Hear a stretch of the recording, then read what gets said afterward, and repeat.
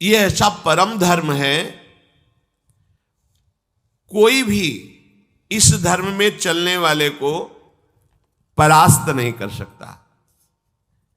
ये बात ध्यान से समझ लीजिए। जैसे कोई बहुत बड़ा तांत्रिक है और वो भूतों को वश में करने वाला है और तुम्हारे ऊपर भूत लगा दे, तंत्र के द्वारा मारण मूठ या कोई शाप या किसी तरह का अमंगल, ध्यान दीजिए, ये इस धर्म की बड़ी महिमा है। यदि आप भगवद आश्रित हैं, नाम जप कर रहे हैं, तो ना माया का कपट चलेगा, ना किसी का तंत्र तुम्हारे ऊपर चलेगा, ना किसी का कोई मारण मंत्र चलेगा, ना कोई भूतावेश तुम पर आविष्टित कर सकता है, ना किसी भी तरह की कोई विष आदि की। यदि आप सच्चे हृदय से भगवान की शरण में हो तो तुम्हारे ऊपर विष का भी प्रभाव खवाया जाएगा, विष वो हो जाएगा स्वास्थ्य वर्धक अमृत। गरल सुधा, गोस्वामी जी कह रहे, रिपु करहि मिताई, गोपद सिंधु अनल शीतलाई। जो भगवान का आश्रित जन होता है उसको विष भी अमृत हो जाता है। अगर उससे दुश्मनी करेगा ना कोई और उसका बुरा चाहेगा, वो जितना कुप्रचार करेगा, निंदा करेगा, उतने उसका यश बढ़ेगा। अगर वो आग लगा देगा तो उसके शरीर में चंदन से भी बढ़कर शीतलता का काम आग करेगी। जो भगवद आश्रित है, श्री हरिराम व्यास जी ने भी प्यारी जू के चरणों के आश्रित जनों को पुष्ट करने के लिए बताया कि राधा प्यारी के चरणारविंद शीतल सुखदाई, कोटि चंद मंद करत नख बिदु जुन्हाई। श्री राधा प्यारी के चरणारविंद शीतल सुखदाई। शाप ताप रोग शोक दारुण दुख आरी, लाल इष्ट दुष्ट दलन कुंज भवन चारी। हमारी गोरी भोरी प्रियाजू के गोरे चरणारविंद का जिसने आश्रय ले लिया है, शरणागति ले ली है और राधा राधा नाम जप करता है, तो किसी भी ऋषि का साप उस पर लागू नहीं होगा। हरिराम व्यास जी कह रहे ये विशाखा सखी के अवतार है, कह रहे शाप कोई लागू नहीं होगा उसके ऊपर। ताप दैहिक दैविक भौतिक ताप उसका स्पर्श नहीं कर सकता। कोई भी पाप उसे अपने अधीन नहीं कर सकता। किसी का भी तंत्र मंत्र उसके ऊपर लागू नहीं हो सकता, क्योंकि ये चरणारविंद लालजू के भी इष्ट है और ये चरणारविंद दुष्टों की दुष्टता का दलन करने वाले और हृदय में प्रेम प्रकाशित करने वाले हैं। कोई भी भयानक से भयानक रोग तुम्हारे शरीर पर हो सकता है, पर वो तुम्हें अधीन नहीं कर पाएगा।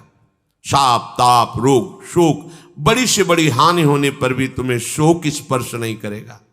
प्यारी जू के चरणों का जिसने आश्रय ले लिया है, ये ऐसा परम धर्म है कि इसके आश्रित को कोई भी तंत्र मंत्र मूठ मारण भूत प्रेत पिशाच पिशाचनी कोई भी नहीं स्पर्श नहीं कर सकता। ध्यान रखना।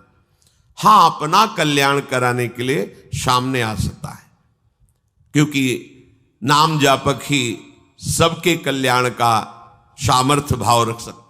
जो निरंतर नाम जप करता है उसमें सब सामर्थ्य आ जाती है। एक बार भाई जी से हनुमान प्रसाद पोद्दार जी समुद्र के किनारे बैठे नाम जप कर रहे थे, तो देखा एक सफेद पोशाक पहने हुए पाग बांधे हुए पारसी वेशभूषा में सामने खड़े हैं। भाई जी ने सदाचार के कारण कहा, बाबूजी क्यों खड़े हो, बैठ जाइए। तो उनका आप बोले तो मेरे में सामर्थ्य है आपसे बात करने की, डरना नहीं आप। भाई जी ने कहा मैं क्यों डरूंगा, आप कोई भयावह थोड़ी लग रहे हैं। बोले लग नहीं रहा, लेकिन भयावह हूं, मैं प्रेत हूं। भाई जी तो कोई बात नहीं। जो भगवत भजन में ये सब कई जगह ऐसा घटना में, गंगा किनारे जैसे श्मशान है, ऐसा नहीं कि प्रेत योनि नहीं होती, होती है, पर वो प्रभाव नहीं दिखा सकती। ऐसे प्रत्यक्ष देखा है। भाई जी ने कहा कि तो आप हमारे पास क्यों आए हो? बोले अपना उद्धार कराने के लिए। मुझे गीता कंठस्थ है, बहुत से शास्त्र कंठस्थ हैं, पर कुछ ऐसी मेरे से गलतियां हो गई जिनके परिणाम रूप मुझे प्रेत योनि प्राप्त हुई है। फिर मुझे आंतरिक संकेत हुआ है कि आप हमारा कल्याण कर सकते हो। भाई जी ने कहा तो बड़े आश्चर्य की बात है कि आपको गीता कंठस्थ है और फिर आप प्रेत योनि में, गीता के एक श्लोक बोल दे तो प्रेत तो मुक्त हो जाता है। बोले मुझे से कुछ ऐसे भयानक अपराध हो गए, जैसे गुरुद्रोह है, वैष्णव अपराध, ये बड़े भयानक अपराध होते हैं। जब किसी का पतन होना होता है तो माया यही खेल खिलवाती है, क्योंकि और सब पाप हैं वो दरस परस अगनाश, गुरुजनों के संतों के दर्शनों से ही नष्ट हो जाते हैं। लेकिन संत द्रोह, नाम जापक, वैष्णव द्रोह, गुरु अवज्ञा, गुरुद्रोह, ये भयानक अपराध होते हैं, इनसे दुर्गति हो जाती है। तो अपना कल्याण करने के लिए कोई ऐसा भले नहीं तो किसी भी भक्त के सामने, भगवद आश्रित नाम जापक के सामने किसी का चेटक नहीं चलता है। जिसने भगवान नाम को और भगवद आश्रय को स्वीकार कर लिया, उसे कभी कहीं भी कोई डिगा नहीं, और उसके सामने छल कपट नहीं चल पाएगा। एक श्री मथुरादास जी नाम के महापुरुष हुए हैं, तो बस कहे तिजारे मांझ भक्ति रस रास करिए एक बात ताको प्रगट सुनाइए। आयो बेशधारी को करे सालिग्राम सेवा, डोलत सिंहासन पे आन भीर छाइए। स्वामी के जो शिष्य भयो तीनों के भाव देखी, वाही को प्रभाव आए कहो ही भाई। नेक आप चलो उरीति को बिलो किए जू, बड़े सर्वज्ञ कही दुखे नहीं जाए। मथुरादास जी तिजारी ग्राम में निवास करते थे। वैसे संतों का जो ग्राम में निवास होता है वो जगत मंगल की भावना से होता है। किसी भी गांव में जहां जो संत वास्तविक भगवत प्रेमी रहते हैं, वहां से भिक्षा लेकर उनको निष्पाप करते हैं, शिक्षा देकर के भगवत प्राप्ति कराते हैं, क्योंकि उनके श्रीमुख से नाम कीर्तन भगवत चर्चा होती ही रहती है। नंद नंदन की अनन्य उपासना करते थे। ये राजस्थान में ग्राम है तिजारे में, वहां वो रहते थे। जो भी समीप आता वो कुछ ही दिनों में ऐसा भक्ति रंग में रंग जाता, कुछ प्रभु के नाम में प्रीति हो जाती, समस्त असद आचरण छोड़ देता। बहुत से शिष्य हो गए, बहुत से अनुयायी हो गए, पर जो वास्तविक भजन नहीं करते हैं, भेष धारण करके संत का ठग वृत्ति रखते हैं, उनका अलग प्रभाव होता है। वो ज्यादा दिन चलता नहीं है। हम कहते हैं नाम घोष से क्या नहीं हो जाएगा, नाटक करने की क्या जरूरत है। अरे हम प्रभु के बहुत बड़े प्रिय दास हैं, तो जो कुछ चाहिए प्रभु अपने आप देंगे। काहे किसी के आगे नाटक करे, छल फैला। किसके आगे? जो बेचारे हैं, ये सब मारे हुए हैं कर्मों के, भोग वासना से जल रहे हैं, और तुम भगवत पार्षद हो करके बात बनी नहीं। तो एक उसी नगर में उनका प्रभाव सुनकर भेषधारी जो बहुत बड़े तांत्रिक थे, मारण आदि का प्रयोग करने में बड़े सफल थे, पर भेष साधु का रखे हुए थे, अपना प्रभाव दिखाने के लिए वहां उस गांव में पहुंचे। पहचानना बड़ा कठिन होता है। साधु और वेशधारी दोनों में पहचान बहुत कठिन होती। जब तक आप साधु नहीं हो तब तक आप साधु को नहीं पहचान सकते हो, क्योंकि जो वेशधारी स्वांग करेगा वो साधु से भी अच्छा करने की चेष्टा करेगा, क्योंकि स्वांग कर रहा है ना, तो बड़े बड़े भ्रमित हो जाते हैं। दर्शन भक्त अनूप, सेवक जी ने लिखा है, पर रूप न शोभित प्रीति बिनु, और प्रभाव उनका ऐसा भरम भटकत भूप, बड़े बड़े राजा भ्रमित होकर उनके शिष्य बन जाते हैं। वेश का ऐसा प्रभाव है। इसीलिए भगवत रसिक जी ने एक पद में लिखा है, भेषधारी हरि के उर शाले, जो वेश केवल बनाया है रुपया पैसा के लिए, भोगों के लिए, हमें तो लगता है नहीं बनाना चाहिए, और काम कर लेना चाहिए, क्योंकि इसमें शुद्ध संतों को गालियां पड़ती हैं, शुद्ध भगवत मार्ग के पथिकों का अपराध बनता है, जिससे तुम कुल परंपरागत नष्ट हो जाओगे। जो वेश धारण करके संतों को गालियां दिलाते, कुल परंपरागत नष्ट हो जाएंगे। क्योंकि जैसे आपकी श्रद्धा है किसी संत वेश पर और आपकी श्रद्धा टूटी, गलत आचरण हुआ, तो आप ही कहोगे सब ऐसे संत होते हैं, ऐसी गालियां दोगे, ऐसा अपराध करोगे, उसका मूल कारण वो बना वेशधारी, इसलिए उसका सर्वनाश होगा। तुम्हारा तो पतन हो ही गया, उसका सर्वनाश हो जाएगा।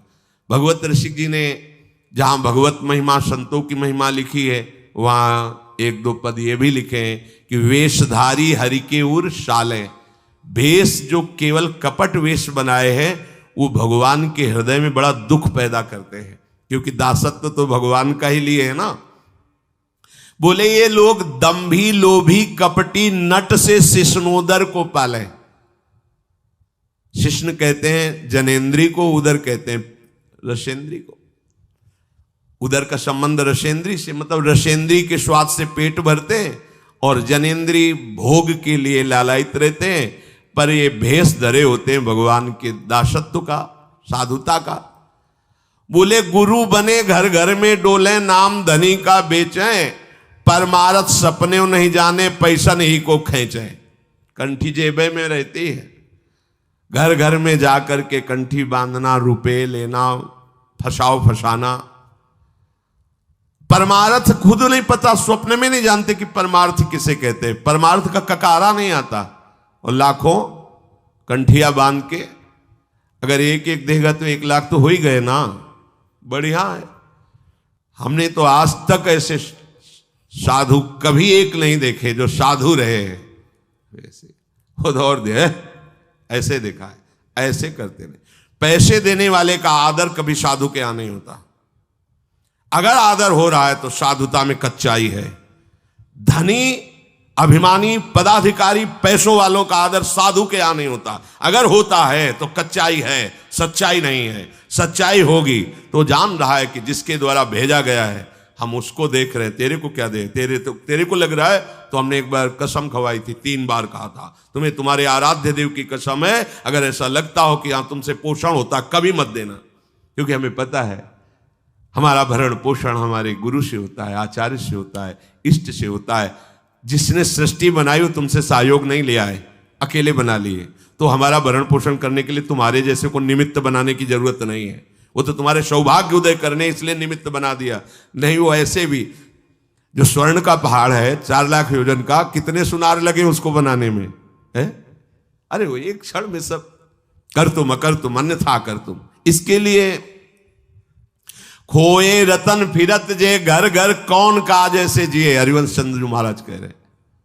इसके लिए भटकना पड़े कि कोई मुझे धन दे दे, कोई मेरा चेला बन जाए तो मुझे भोग सामग्री समर्पित करे, तो इसका मतलब अभी परमार्थ का पता नहीं है। और कबहू को वक्ता होए बनी बैठे, कथा भागवत गावे, अर्थ अनर कछु ले भाषे, पैसल ही को धावे। श्लोक क्या कह रहा है, उसका भावार्थ क्या है, उसका रहस्यार्थ क्या है, अनुभव कुछ नहीं है। बस कबहू कवे हरि मंदिर में सेवाएं करे निरंतर बासा, भाव भगत को भेद न जाने, पैसन ही की आशा। नाचे गावे चित्र बनावे, कहे काव्य चटकीली, साच बिना हरि हाथ ना आवे, रहनी है सब ढीली। बिन विवेक वैराग भक्ति बिन सत्य नये को मानो, भगवत विमुख कपट चतुराई सो पाखंड ही जानो। वेशधारी हरि के उसको सहन नहीं हुआ। मथुरा दास जी की भक्ति का प्रभाव, हजारों लोग अनुयायी, हजारों लोग शिष्य बन गए। तो अब वो तांत्रिक था, तंत्र मंत्र का उसे बहुत ज्ञान था। श्री मथुरा दास जी जिस नगर में रहते थे वहां वो जाकर अपना नाटक शुरू किया। उसने सब जगह प्रचार प्रसार किया। मैं गंडकी नदी में 12 वर्ष तक खड़े होकर के तपस्या करके आया हूं, केवल दूध का आहार करता था। उसके प्रभाव से शालिग्राम भगवान हमारे बस में हो गए। और आप सबको मैं दिखा सकता हूं कि शालिग्राम मेरे वश में है। देख लीजिए, सिंहासन लाता, बाहर रखता, हजारों की भीड़, ऐसे ऐसे करता तो वो ऐसे शालिग्राम उठते और नाचते हुए ऐसे ऐसे ऐसे फिर रख जाते, फिर ऐसे ऐसे ऐसे ऐसे। अब तो सबको आश्चर्य हो रहा, जैसे चुटकी बजा रहा वैसे शालिग्राम की बटिया ऐसे ऐसे ऐसे। लोग, भीड़ कटने लगी, क्योंकि अब जैसे राधा राधा कहो, कोई जंतुर नहीं है, कोई भस्म नहीं है, कोई वादा नहीं है, तो फिर कम वहां तो दिखाई दे रहा ना ऐसे। देखो ये सब तो लगता है ना कि हाँ भाई। अब हमसे पूछो कि हमारे मन में क्या चल रहा है, हमें नहीं पता है। हमें ये देखना है कि हमारे प्रियाजू के मन में क्या चल रहा है। मन मन की रुचि जानिने, मुझे अपनी लाडली की मन की जान के उनकी परिचर्या में रहना है कि तुम्हारे मन की जान के तुम्हारी परिचर्या में रहना है। हाँ, तुम यदि मन से ऊपर उठना चाहते तो हमारी बात मान लो, मन को अधीन करके, और मन के अधीश्वर भगवान में तुम्हारा प्रेम हो जाए, तुम्हारा जीवन कृतार्थ हो जाए। अब वहां नाम नंद नंदन का भजन पद्धति, तो जो कमजोर लोग थे उन्होंने कहा कि आज तक कोई चमत्कार तो दिखाया नहीं मथुरा दास जी ने। देखो ये हैं संत, 12 वर्ष से दूध पी के गंडकी नदी 12 मिनट भी नहीं खड़ा होगा कभी। अब भेंट जो जितनी चढ़ाएगा उतने उसके दुख नष्ट होंगे। अरे भैया वहां तो रुपया सब समेटता, फिर दूसरे मोहल्ले में, पूरे गांव में अब तो जय जयकार, शालिग्राम भगवान को नचा। कोई सेवा की सामग्री लेने गए थे मथुरा दास जी की श्रीअंग सेवा में जो रहते थे संत जन, उन्होंने देखा, वो आए, बोले महाराज एक बड़ा चमत्कारी महात्मा आया, वो कह रहा 12 वर्ष से हम दूध पीकर गंडकी नदी में, वो ऐसे ऐसे करता है तो तो बोले भैया भक्त तो हो ही नहीं सकता। भक्त भला भगवान को अपना प्रदर्शन क्यों बनाएगा, और उसके बदले में भेंट लेकर के, ये तो नाटक है भैया। वो देखे भी नहीं थे, बोले ये तो नाटक है, कोई संत ऐसा नहीं कर सकता, कोई भक्त ऐसा, कोई संप्रदायाचार्य से दीक्षित वैष्णव मार्ग में चलने वाला, ये तो अपराध है। तो उनका महाराज जी तो हजारों लोग वहां प्रभावित हो रहे, अच्छा है भगवान उस रूप में। बोले नहीं महाराज, फिर सत्य मार्ग के प्रकाशित करने के लिए आप यहां विराजमान, अगर उसका कपट पाखंड चला तो हजारों लोग धोखे में हो जाएंगे, चलो आप एक बार उसके सामने। तो उनका कि यदि हम उसके सामने गए तो उसका सब ये दुकान बंद हो जाएगा। बोले तो महाराज जी आप जरूर चलो, क्योंकि आपके चलने से यदि लोगों की श्रद्धा भगवान में वास्तविक लगे तो आप भी तो यही चाहने के लिए यहां गांव में वास कर रहे हो। उनको बड़ा दुख हुआ कि एक तो उसको दुख होगा, उसका नाटक बंद होगा, दूसरा कि वो जान क्यों नहीं रहा है जिन भगवान को तुम नचा रहे हो, अगर वास्तविक उनके तुम सेवक बन जाओ तो तुम्हें सब कुछ प्राप्त हो जाएगा। शालिग्राम भगवान श्री हरि ही है, कोई और नहीं है। पर बहुत जब उन्होंने कहा तो कहा चलो अच्छा, तो पाए परि गए लेके जाए ढिग ठाढ़े भये, चाहत फिरायो पे न फिरे सोच पर्यो है, जान गयो आप कछु याही को प्रताप ये पे, मारो करि जाप यो विचार मन धर्यो है, मुठी ले चलाई भक्ति तेज आगे आई नाही, वाही लपटाई भयो ऐसो मानो मर्यो है, हुए करि दयाल जा जीवायो समझायो, प्रीति पंथ दर्शायो ही भायो शिष्य कर्यो है। सभी शिष्यों ने चरण पकड़ करके मथुरा दास जी को मनाया कि आप वहां चले। तो आप गए, सादे वस्त्र एकदम सहज स्वरूप साधु का, जाके भीड़ भी इनके साथ है कि भाई मथुरा, उनका भी प्रभाव था तो बहुत सी भीड़ साथ गई।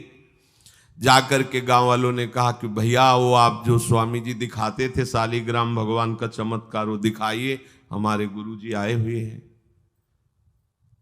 ये तो उसने जाना था कि महिमावान है तभी तो वो आया था, पर उसको ये पता नहीं था कि हमारा प्रोग्राम इनके सामने नहीं चल पाएगा, क्योंकि भगवान नाम जापक के आगे कोई तंत्र मंत्र, कोई श्राप पाप ताप ये सब नहीं, वास्तविक जो भगवत मार्ग में है। अब उसने निकाला सिंहासन और पूरा सब, शालिग्राम जी को तो केवल चुटकी ही बज रही थी, शालिग्राम भगवान वहीं बैठे थे। हर प्रयास कर लिया, कोई चमत्कार नहीं। लोगों ने कहा कि दिखाओ ना, अब ये हमारे गुरुजी हैं, गांव में रहते हैं। अब भक्त की निष्ठा के सामने भगवान को भी छोटा बनना पड़ता है। इतने महान भगवान भक्त बलि जी के सामने बामन बन के भीख मांगने के लिए गए। भक्ति निष्ठा जीत सकते थे, आज्ञा दे सकते थे, ना आज्ञा दी और ना विजय प्राप्ति की। भिक्षा में मांग करके दिया माता अदिति को कि आपकी चाह है कि राज्य पद देवराज को मिले, तो आपकी आराधना से मैं जाऊंगा, पर वो मेरा भक्त है, ना युद्ध करूंगा ना आज्ञा दूंगा, पर मांग के लाऊंगा। भगवान भिक्षुक बन के गए। भक्त के आगे नौटंकी नाटक कहां चल सकता है? अरे जुगनू तब तक चमकती रहे जब तक सूर्य प्रकट नहीं होता। सूर्य प्रकट हुआ तो लाखों जुगनुओं का कोई मतलब नहीं रह जाता।